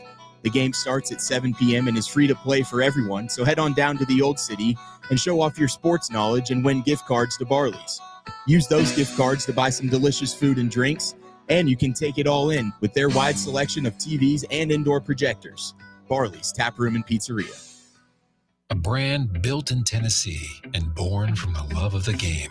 Inward Half revolutionizes golfing comfort. Crafted by a former pro and dedicated enthusiast just like you, our luxury performance wear guarantees you stay cool and comfortable through every swing and every day. We're not just a brand. We've set out to create a lifestyle for those who understand that impeccable style and premium performance are a hole-in-one. Enjoy the walk-in with Inward Half. Are you looking for a treat that will knock it out of the park at the next watch party? Just like your favorite baseball team, Crumble brings the best lineup week to week with an expanded roster that includes key lime pie, strawberry cake, or my personal favorite, Monster featuring M&M candies. Let Crumble treat you to the best cookies in the game. Download the Crumble app and start earning rewards. You can even vote monthly on what flavors you would like to see at any store of your choice. Warmer weather is here, so get to the ballpark, but don't miss the cookies.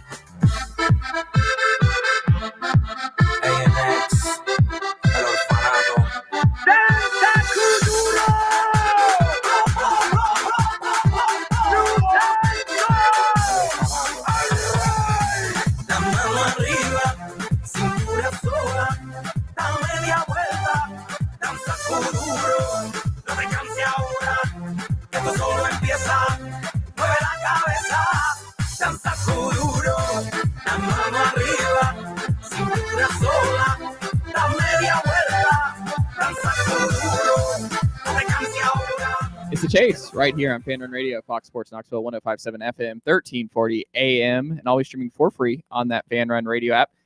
Hope you guys enjoyed our conversation with Tony Vitello here at the top of hour number 2. If you missed it, guess what? You can go back into our Fan Run Radio app, and you can find it in the podcast suite over there. You can also Apple, Spotify, wherever you get your podcast, you'll be able to find our interview with Tony today if you missed that. But great stuff from Tony Vitello, so I appreciate him making the Chase part of his day. As we continue on here, left tackle for Tennessee going into next year. I think there are some guys that I understand general fan sentiment towards, and there are other guys I just don't at all. Lance Hurd falls in the I don't get the fan sentiment towards Lance Hurd. I think Lance Hurd, I think people remember the Oklahoma game. I think they remember Arkansas. I think they remember early on last season where Lance, he got a bunch of publicity because he was the third 5-star tackle from LSU. He was blocked by 2 NFL tackles.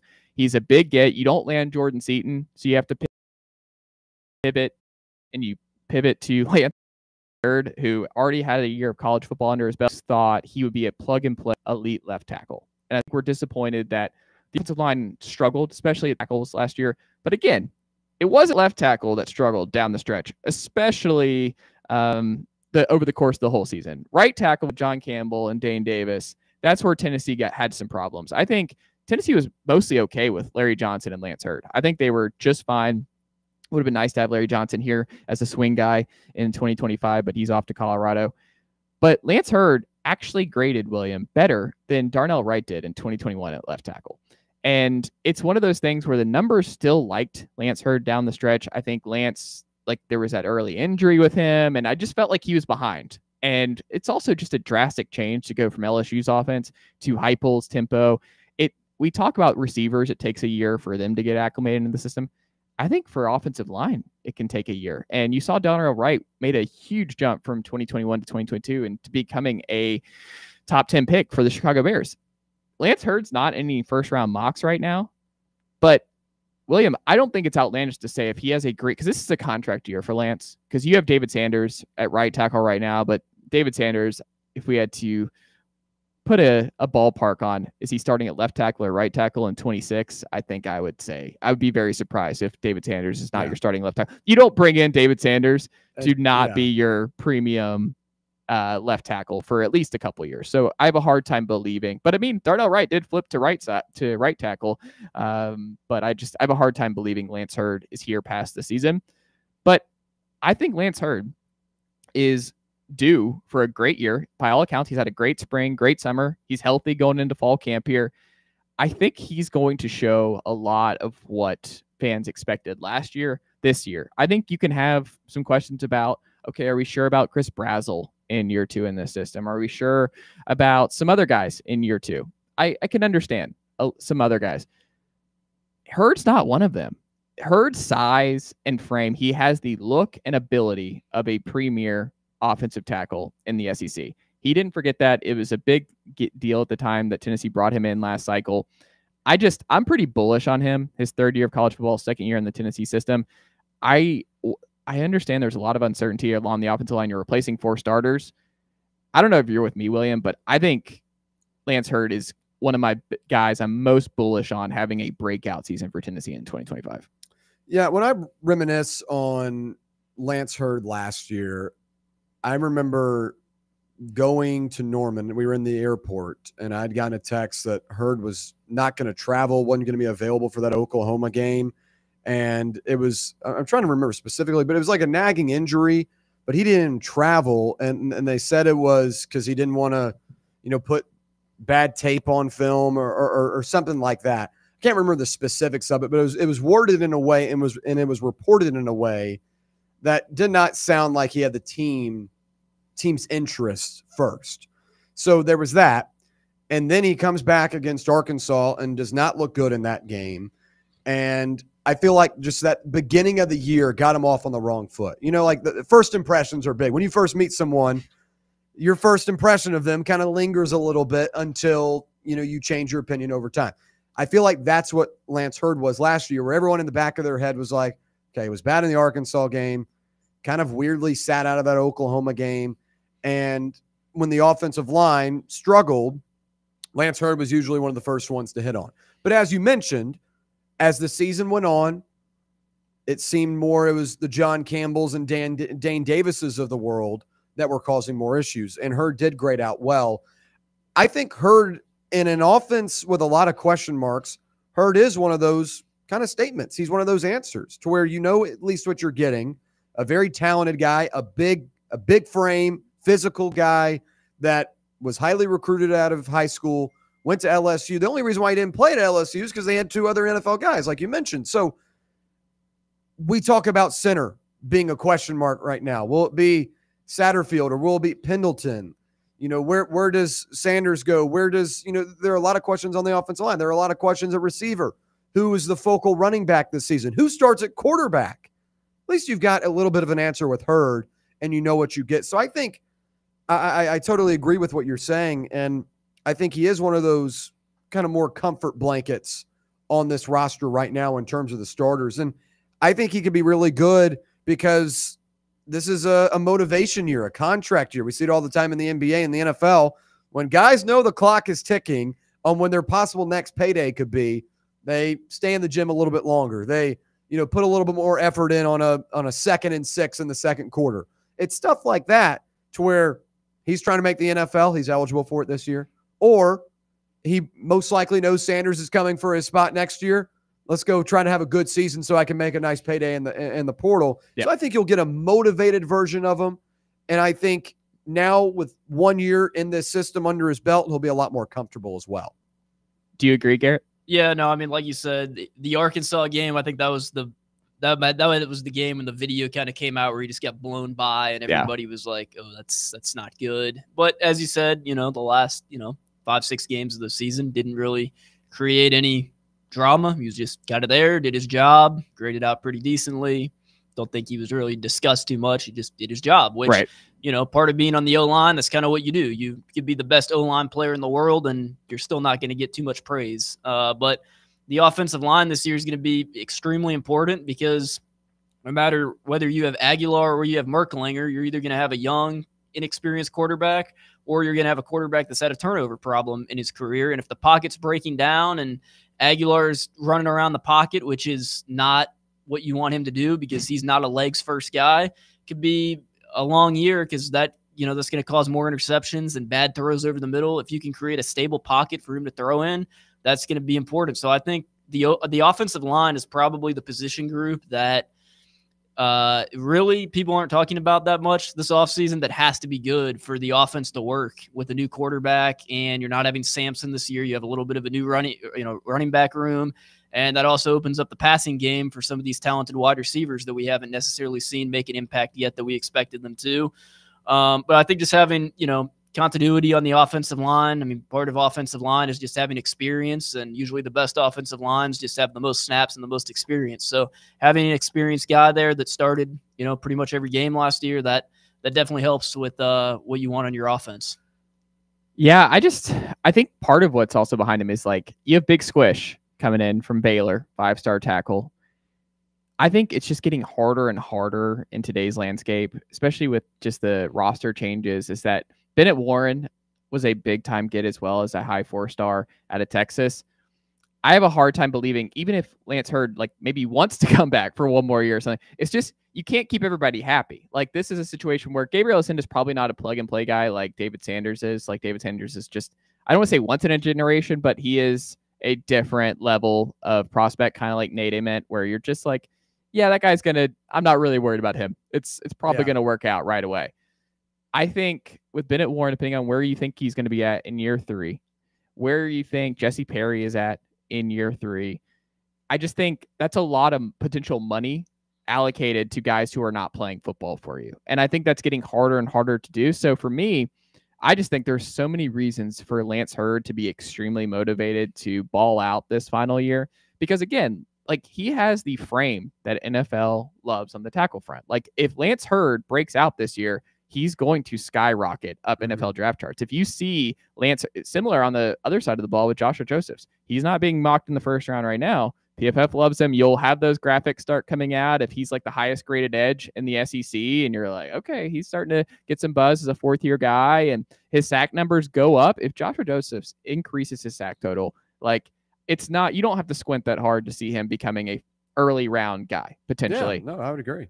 Same with Hurd. If Hurd's grading well every week and he doesn't give up a sack, and you start seeing those little nuggets where it's just, regardless of who is at quarterback next season, you don't ever have to worry about the tackle spot. That's a talking point that's going to get brought up all season, right? If Sanders and Hurd are plug and play guys who give guys like Aguilar or Jake Merkley or even George McIntyre a whole lot more time than what Nico had last year, that's a huge difference maker for whoever is back there. If you are getting good to elite tackle play with 2 tackles that, for the first time in the Heupel era, we're going to go out and we're going to look at the Syracuse game, and you're going to be like, oh, this is kind of like that Wande Morris, Darnell Wright situation where it's just, they look different. Like, these are SEC, Georgia, Texas like tackles. This is what you ultimately want.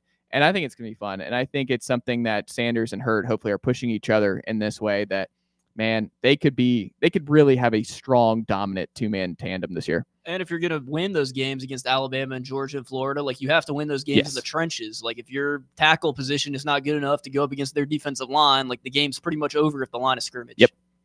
And I mean, you saw Tennessee got away with it in 22 with J.J. Crawford and Gerald Mincey at left tackle. Dallas Turner didn't get home. Yeah. I mean, it's going to be very fascinating, but I think Lance Hurd, I'm not selling any Lance Hurd stock. I'm pretty bullish on Lance Hurd in 2025. I'm just bullish on the offensive line. I think William Moy is going to be just fine at left guard. I think Sam Pendleton's going to find a spot with it center or guard. I think he's going to be just fine. And I think David Tanner's going to be just fine. And then it's just really one spot you got to clear up. Is it Satterwhite? Is it Sham Umarov at right guard and you move Sam Pendleton to center? Is it Max Anderson in the fold? Is it Gage Ginther?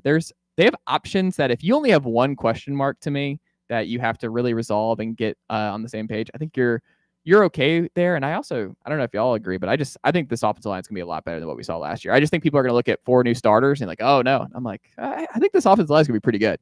Well, you do have some experience. I think Sam Pendleton, I wouldn't look as like, oh, it's a new offensive. Like Sam Pendleton, he's coming from Notre Dame, where he started games last year, and Notre Dame was one of the strongest offensive lines in the country last season. Wendell Moe's a guy that's played a ton of college football as well, a big, beefy guy. I don't look at him as a new offensive lineman. Yeah. Like a new offensive lineman would be like a Satterwhite, where just hasn't had that many reps. But you pose that question, what would your answer be? If you're Josh Heupel right now, or you're, Ellerby, who are you putting on the field against Syracuse right now? I mean, I think I'm trying Satterwhite at center and Pendleton at right guard. I think that'd be ideal. That is what I want, because if Satterwhite works out, or Max Anderson, I'm going to throw them both in because they are competing for it. I want one of my in-house guys to win that job and at least have an opportunity to fail with that job, because if they are able to do the Cooper thing as a redshirt freshman, and they settle in, you have a 4-year starter potentially there. Yeah. And that is just, you saw how underrated that was for Tennessee to have a guy who grew within the system in Cooper. And you saw how different it was when he wasn't available. Like, if Satterwhite and or Max Anderson win this job in fall camp, like, that's the best case scenario for Tennessee, because then you have a long-term starter at one of the more premium positions in the sport. And then you have 2 guards who have a bunch of experience, like you said, in Moy and Pendleton, where I feel a lot better, especially because Pendleton has starts at guard at Notre Dame. He didn't start at center. So for me, I think that's the best case scenario for Tennessee. I want, against Syracuse, Pendleton at right guard, Moy at left guard, and Satterwhite or Anderson at center. Yeah, and there's definitely, there is a bit of a difference at center when you're snapping the ball and you're kind of, the head of the offensive line, basically. I mean, you and the quarterback have to be on the same page, and you're basically the captain of the offensive line at the center position, and moving somebody there, I think that's something you don't exactly want to do. But that Syracuse game is going to be an interesting game, because your offensive line on paper should be better than their defensive line. And that's a game where, like, if you win that in the trenches at the line of scrimmage, like, the game's over right there. So I think if you see the offense coming out looking pretty good, receivers are getting open, running back room looks pretty good, like Aguilar's not throwing picks or Merck's, looking good, whoever starts, like, I think you got to give a lot of credit to the offensive line for kind of makeshifting a room and having a good start to the season.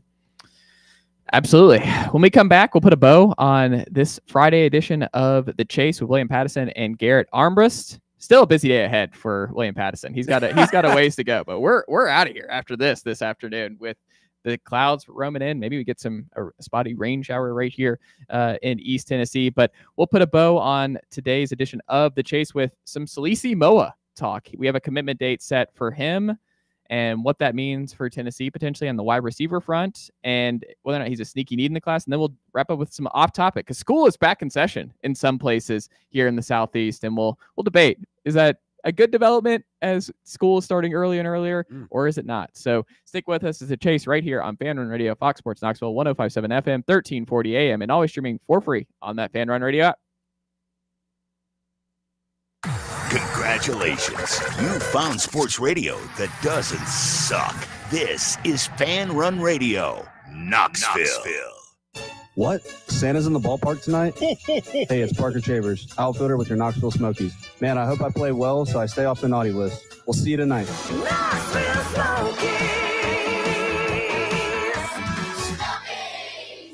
Yo, yo, yo, what is up with it, homies? Talk sports. That's the show you want. It's the longest running sports radio morning show in town. You want your radio shows to be fun, and that's what Talk Sports is. Fun, fun, fun. No weirdo callers. I think Tennessee's going to go 6-6 this year. No nerdy guests. Well, their receiver depth is a little bit thin. Just two of the most entertaining guys in town, and Bubba giving you what you need. Tune in 7 to 10 a.m. every weekday here on Fan Run Radio.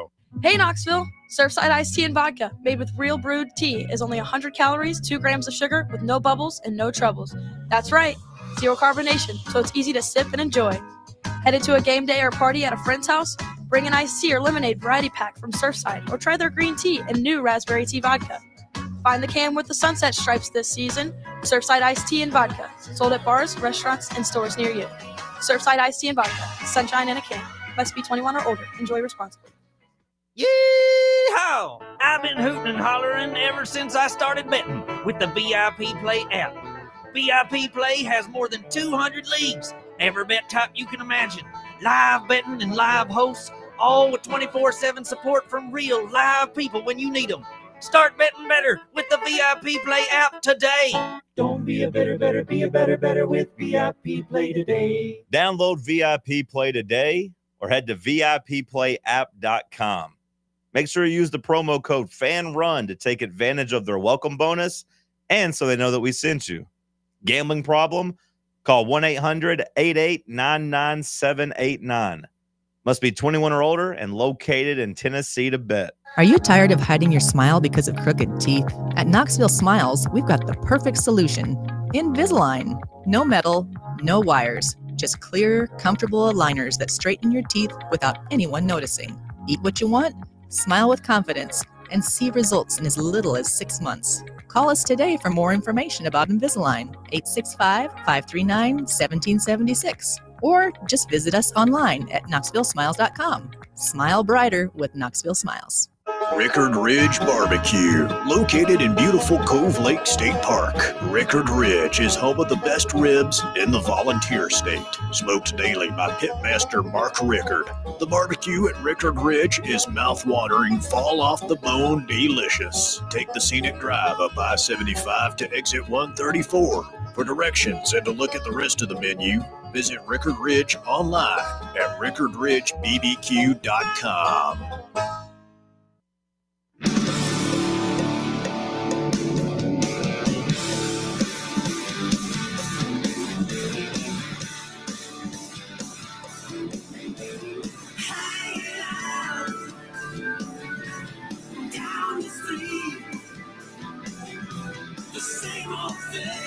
It's the Chase right here on Fan Run Radio, Fox Sports Knoxville, 105.7 FM, 1340 AM, and always streaming for free on that Fan Run Radio app. At the top of this hour, you get the drive with Russell Smith and the Bear coming up here at the 3 o'clock hour. But as we wrap up here on the Chase in hour number 2, Tony Vitello came on at the 2 o'clock hour. Great stuff from Tennessee head baseball coach Tony Vitello. Appreciate him making the time. As we wrap up here, William, Salisi Moa, 4-star, top 50, borderline top 50 player out of Utah. He pushed back his commitment date a few weeks back. And Tennessee, one of the interesting things about this cycle right now for Tennessee is obviously they're in it deep with Tristan Keys, the 5-star LSU commit from Hattiesburg, Mississippi. They have 2 wide receivers committed because they had 3 at one time. Tyron Evans was that 3rd guy out of North Carolina, 4-star. He ends up flipping to Miami a little bit ago. Now you just have 2 guys. You have a slot guy who's not even a receiver in high school. He is a quarterback and has a great huddle tape that I highly encourage folks to go watch if they have not already. Legend Bay is a legend on the field over there on Huddle. But to this point, Tyreek King, another top 15 receiver. He is a big-time get, and I encourage folks here in East Tennessee, if you have a Friday night free, you might want to go over to a Knoxville Catholic game and go check out Tyreek King in person because I think he's going to be putting on a show for the Irish. But they need another body. Like, I think they always want to take 3 and sometimes 4 if it's Moa plus Keys. I think Tennessee would not say no to having all 4 in the boat here and add them to that competition into that room. But I do kind of wonder, I mean, Moa kind of came out of nowhere, William, and Kelsey Pope has obviously done a good job there, giving him something to think about between staying home. Utah kept a kid home this cycle too, a 5-star offensive tackle. So I'm still kind of dubious that Tennessee's going to be able to pull this off. But with only 2 receivers in the boat and how thin you are in that room and how many eggs you put in the Tristan Keys basket when you still have A&M and Miami circling along with you when it comes to Keys and how hard of a pull that's still going to be, I think he's kind of a sneaky important guy where I'm like, I kind of maybe an overpay. Maybe it's one where it's like you got to pay a premium to get a kid out of Utah where he's like, I kind of want to stay home. And you're like, but not really. Like he's 6'2", good frame, looks like an outside guy. I think they have a lot of slot options going forward. They don't have as many outside guys like Salisi Moa's skill set. So I would love to land Salisi Moa. July 31st is when he's going to announce. What do you make about his recruitment and how important he might be for this class?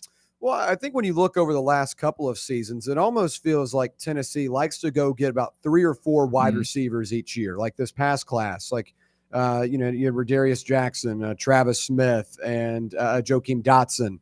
Those 3 guys were kind of your 3 big wide receivers you go get. And in this upcoming class, you've got a couple of guys that you're really keying in on, no pun intended there with Tristan Keys. But I feel like the magic number is 3.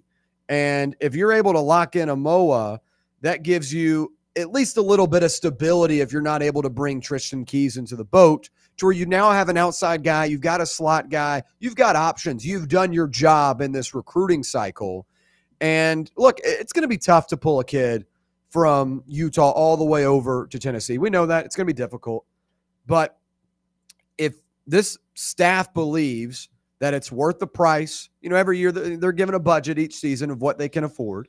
If they believe this is a guy that we believe is going to be good enough on the outside and that will make an impact with our future quarterbacks, and we've got a couple of good ones in line, then let's pay the price for it. Because I'm almost kind of looking at the arrival of Faison Brandon in like an NFL sense. Like, once you get your guy, you got to have an offensive line to protect him, but then you've got to go get the weapons. And that's like the year 2 thing. And Moa would be on that track record of that's a year 2 guy. Like that's a guy that you would be able to use right away for Brandon. So when I look at his recruiting process, I think Tennessee is definitely in the mix. I wouldn't necessarily say they're the leader in the clubhouse, but I think they're definitely in the mix. And that would be a sneaky addition with all the talk around Tristan Keys. Deservedly so, by the way, because Keys, I think, would be really, really special. Keys is special, but it's just you don't want to pay the price for it. It's not even that. It's just I think it's a situation where I would still take the field, like at the field being LSU, A&M, Miami over Tennessee here. Like I understand the relationship strong with him and Faison, but that's just too many big time players for me to feel good. And it's also been historically pretty difficult for Tennessee to pull kids out of the state of Mississippi. Like that's a hard, and we don't even know. what if Ole Miss or Mississippi State come in late here? Because that's happened the last couple of cycles, to come in and they're like, all right, we want to keep this kid inside. Ole Miss just did this. They flipped the Alabama 5-star receiver Caleb Cunningham last cycle. So I think it's very much a wait and see for me. And I'm like, I can't wait on Tristan Keys. If he drags us out, like if he wants to jump in the boat after we have Salisi Moa in the boat, great. But I would rather overpay and bring in Salisi Moa as a top 50 guy, outside frame, that, man, I need to know I need somebody else in the boat. I need a sure thing to fill out my 3. And then if we get to 4, and because I just don't think Keys is going to run from this if Moa is also in the boat. Like if Keys jumps in. Like I think he's confident enough to be like, I'm going to play if I jump in the boat. Yeah. But Salisi Moa, I think, has a lot of upside. And I think if you're going to go down this hole and you're in this deep with Utah, you need to beat Utah, even with it being the home state school. I'm going to push in here and say that, like, look, man, we need another body. Like, this room is thin. We have to have a third guy for sure in the boat here going into this season. Let me ask you this right now. If you had to predict whether Tennessee would get Moa or not, what would your percent chance be right now? I'll say 45% they get Moa. Okay. And I'll say 20% they get Keys. Okay. So you're not in on the Keys thing. You're not. I think Hyder to me feels more realistic than Keys. Yeah, Hyder just announced his commitment date, August 19th. Yeah. Yeah. That feels. About to say he's just committed. I was like, whoa. No. That'd be breaking news. We would be talking about it. Oh, like we just wrap up the show. By the way, Savion Hyder, I think he just committed to Tennessee, but Russell and then we'll get into it. I don't know. Yeah, well, I thought he was about to say you like just committed somewhere else. I was like, whoa. No. Well, that'd be tough. No, that would kind of sour the mood on a Friday afternoon. It really would. If you got both Hyder and Keys and or Moa, I mean, would that not be one of the stronger weapon recruiting classes Heupel has had? Yeah, but I will also say if you only took 2 and let's say you miss on Moa and Keys, I've said anyway, they need to be portal heavy this cycle. Like they have 6 of 7 guys are underclassmen. Like I'm big on Travis Smith. I'm big on Mike Matthews. Like they have the young guy blue chippers. Like Tristan Keys is different. Like it's the number 1 receiver in the cycle. Like that's a plug and play, potentially a Ryan Williams type. Yeah. Like that's different. That being said, they need vets. Like Chris Brazel's probably gone after this year. And then who's the upperclassman there? Is it Mike Matthews and Braylon Staley are the leaders of that group as redshirt sophomores? I was about to say, please don't go down the rabbit hole of where I thought you might be going there. No, what I would want them to do is what Georgia just did, where they brought in Zachariah Branch and Noah Thomas. Oh, yes. That is what I would actually prefer this upcoming cycle is I would dip my toes into the established receiver portal market. You have to make a push at an aggressive receiver. Like Yeah. Kevin Coleman from Mississippi State. Right. Like that seemed like a name you could have gone after. And he goes to Mizzou. Yeah. Like, I don't know. It just seems like you bring a guy in. I'll let you speak, but I would just bring in an SEC guy that has, what he did, 700 receiving yards last year and 6 touchdowns. Like he's done it, like in a scheme that's similar to Heupel's with Levy. Like that would have been a plug and play guy. How do you let Barryon Brown, a guy who was in your own state at a high school, not even? I mean, that one, Dane Key was the one of the Kentucky guys that I wanted more because Dane Key was a huge, like his yards per reception was high and he was just a big play dude on the outside. And he was an outside guy. I didn't really want a slot guy as much. And Barryon Brown's a slot guy. I wanted an outside guy who could push Brazel, or if Brazel's not the guy, you have an alternative. And that's my whole thing is Georgia has an alternative where they have Colby Young back. And if he gives them something great, but guess what? We're bringing in Noah Thomas. We're bringing in competition. Yeah. Tennessee is kind of like at the mercy of Brazel, Matthews, and Staley. It's like, sorry guys, like y'all are going to have to play or we're going to have to throw a true freshman out here. Well, that's what I'm saying. I just wanted bodies. I just want guys because no offense to Amari Jefferson, but that doesn't move the needle for me at all. He hasn't played. I don't think he should play, period. I don't think he's in that would be a huge upset. If we see Amari Jefferson in the slot rotation this year, I don't think he should play. I thought that was a wasted acquisition in the portal. It's definitely one where like Amari's a take if you're already pretty deep, right? Like he's a flyer guy at this point. I feel like you'd rather go get a FCS guy that had 1,000 receiving yards. That's like, a lot of teams have those type of guys that they got in the portal. Like before you go get some high level high school recruit that's never played that probably like just falls down your depth chart. Well, I mean, you take Amari if you have Squirrel back from one more year, right? Yeah, but like I'm just saying, like Key was available, Kevin Coleman. Yes. Like Dan Key going to Nebraska, like seems like that could have been someone you could have got. Like Nebraska's an odd place for him to go, in my opinion. Also, Isaiah Horton played at Oakland. Yeah. And he ends up at Alabama. Now at Alabama, Miami transfer. Yeah, I think there's no way to sugarcoat what happened at receiver this cycle. I think it's fair for fans to be like, Tennessee botched receiver this cycle. Botched, much of the portal. I do think the offense, Sam Pendleton, Wendell Moe, I thought were good, good acquisitions. Colton Hood, I like a lot. Yeah. And necessarily defensively, you didn't need to do a ton because you've got a lot of guys that you've already recruited that are now going to step into those roles. But offensively, wide receiver was a gaping hole. Yes. The fact that they did not add one of the names we'd listed, just one. I just needed one. Don't even address. You knew Dante Thornton was gone. Yeah. You knew Brew was gone. And it's like, well, here's a Boo Carter that might play like 10 snaps a game on the offensive side of the ball. And the other part is like you didn't play Mike. Like Mike should have been playing a whole lot more. Like the whole part of last year is just like you weren't getting the production anyway. Like why was Mike Matthews not getting a whole lot more run? Just let him see it. Let him work. Let him get good experience. Was Amari and Star Thomas the only two skill position players they got in offense in the portal? Yes. Yeah. Like that's what you want to call Aguilar. Yeah. Well, I'm just talking about like playmakers you get, the ball into their hands. That just seems like you got to do better than that. Like, yeah, I do like Star Thomas though. No, I do too, but it's like you have a deep running back room, and that's kind of how it's going to be. It's going to be 3 guys deep, but like you should have gone out and you should have been aggressive with a receiver. Yeah, and we'll end on this. So we didn't get to this in hour number 1, but I think it's important to wrap up here because this probably won't be a story going into next week. Fall camp's here. We're not going to talk about it next week. Mm-hmm. In Bruce Feldman's piece on Nico Iamaleava that I'd highly encourage folks to go read over there in The Athletic. Bruce does a great job. Wrote a great book, The QB, Making the QB, on my bookshelf. I liked that one a couple of years ago. But he has this quote in the story about Nico's transition to UCLA. Quote, UCLA had brought in Appalachian State transfer quarterback Joey Aguilar last winter in hopes he could spark the offense. But halfway through spring, Foster wasn't sold on his quarterback's connection to the receivers and his film study habits. I just, who knows how much validity is like you can take from that? Who knows what Aguilar was like at UCLA? But that's not something you want to hear as you're getting ready to get into a QB1 competition with so much uncertainty this year at quarterback. It's why, William, you're on board. Like, the folks who continue to count out Jake Merklinger as QB1, I think this is going to be an open competition.